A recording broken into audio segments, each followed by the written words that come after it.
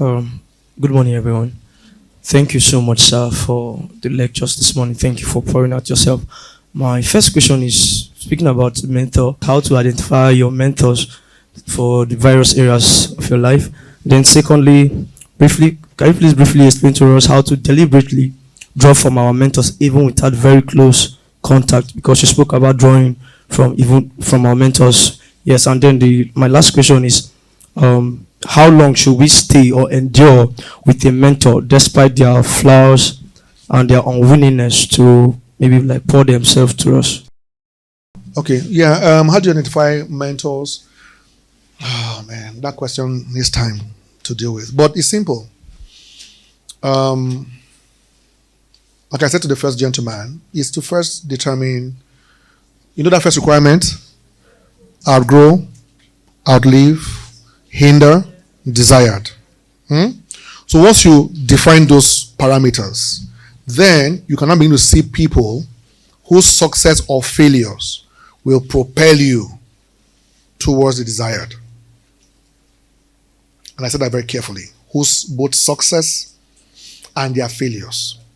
Because if your father couldn't pay your school fees, there's a way that it will ginger you to make sure that your children never go through that.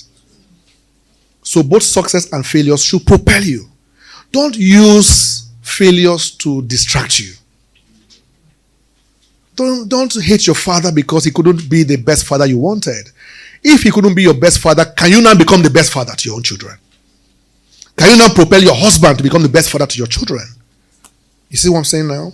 So let the outgrowing, the outliving, the hindrances and the battles you want to win, and the desired places determine the right people. I said a mentor is an asset that propels. So that should help you define.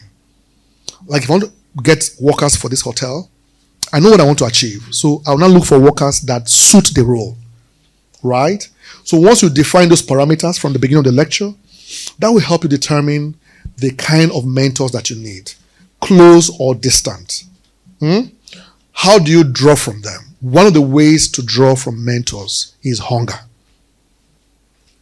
which is part of the lecture. I couldn't touch it. There must be hunger. Number 2, there must be commitment to movement, which I touched. Number 3, there must be commitment to mastery.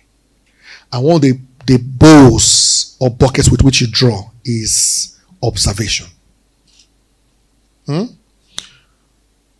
Question and interaction is far away because you may not have the privilege to converse with your mentor.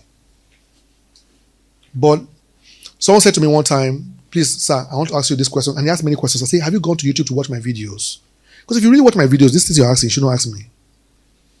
Because you don't want to invest in observation. You know what I'm saying, right? If you go online and even follow your mentor's Instagram page and see his lifestyle, the way he's talking, the way he's dressing, the way he's living, you can answer some questions for yourself. You know what I'm saying, right? If you go to his house and you are just sitting down cleaning the floor and you are watching the way he's talking to his wife, his children, you can learn more than whatever he will tell you. That's how to draw. That's how I draw. There are men I have met that my spiritual father is Daddy Sonny Guche. I'm not sure I've had.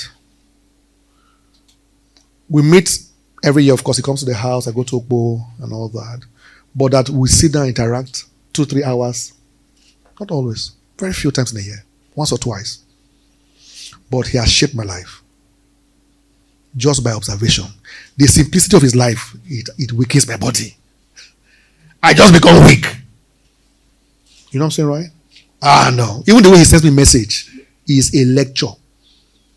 That's his chat with me. It's a lecture. I see the humility of his chat.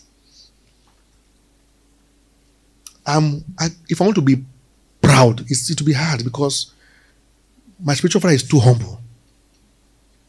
So just from his normal chat, how are you? That's just normal chat. He will call me and say, when are your children going to school tomorrow? I said, Daddy, around 7:30. He'll be in my house by 6:30 in the morning. He'll come. Grandchildren, pray, 2 minutes, 3 minutes, he will go. That way, I will just ask, what kind of man is this? You see? He has not spoken to me. But that thing he has done it touches me deep. See what I'm saying, right? So you can learn and draw by observation. Sometimes you can also learn by probing. Write the word down, probing. Probing is when you question both the action, the motive of the action, the outcome of the action. You probe it. You know what I said? So you probe his actions, probe his life. What is he doing? Why is he doing what he's doing? What is coming out from what he's doing? Prove it. Don't say because no, I can't prove it. No, your mentor is not a God now. He's a man like you. He's a woman like you. So prove it. There are men that I listen to, I love them, but there are many things they do that I don't agree with. But it does not make me disrespect them. Yes. Yeah. Oh, there's a third one. Tell me. How long to endure with a mentor? Man, that question, man, is by prayer and fasting. You don't answer. I mean, endure as long as you need to get what you need, though. Okay. You're not always hungry, oh. Elisha had to endure till he got, and we knew that. Oh, I don't have time.